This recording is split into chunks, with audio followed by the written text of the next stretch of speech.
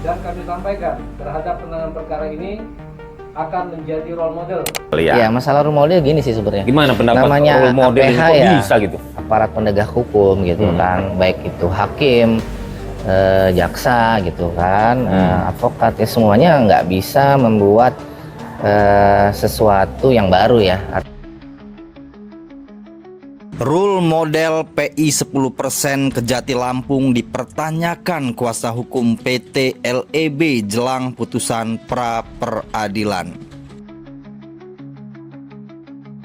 Ungkapan Aspitsus Kejati Lampung Armen Wijaya soal rule model penanganan kasus dana PI 10% di seluruh Indonesia kian santer pasca sidang pra peradilan terhadap penetapan tersangka Dirut PT LEB M. Hermawan Eryadi.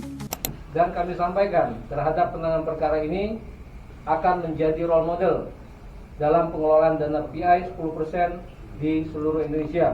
Ricky Martin yang saat ini bertindak sebagai kuasa hukum sidang pra peradilan penetapan tersangka M. Hermawan Eryadi menyanggah ungkapan Armen karena menurutnya rule model tidak berlaku dalam penanganan kasus hukum. Ya, masalah role model gini sih sebenarnya. Gimana pendapat namanya role model APH kok ya, bisa gitu? aparat penegak hukum gitu kan, baik itu hakim, jaksa gitu kan, advokat ya, semuanya nggak bisa membuat sesuatu yang baru ya. Artinya kan buat peraturan baru. Betul Pak. Seseorang tidak bisa dihukum tanpa ada peraturan yang sudah mengaturnya. Gitu kan, ada asasnya itu juga yang kemudian ya asas formal legalitasnya ada dulu Pak. Aturannya jelas apa baru kita bisa terapkan. Nggak ada yang sesuatunya belum ada. Terusnya kita buat bahasanya itu beristihad gitu. Kita buat aturan sendiri nih ya. Harusnya begini gitu.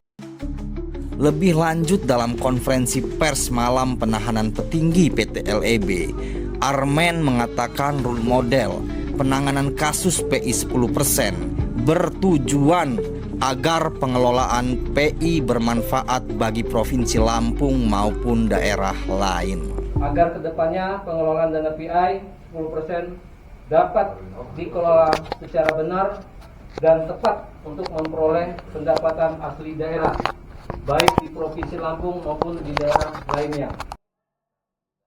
Ricky memahami PAD harus terkelola dengan benar. Namun yang menjadi salah satu permasalahan baginya ialah belum ada peraturan perundang-undangan yang eksplisit dalam pengelolaan dana PI 10%. Ia juga menuturkan, problematik PI 10% menarik untuk menjadi objek kajian publik. Menurutnya, peraturan operasional pelaksanaan dari Kementerian ESDM masih minim dalam kasus ini.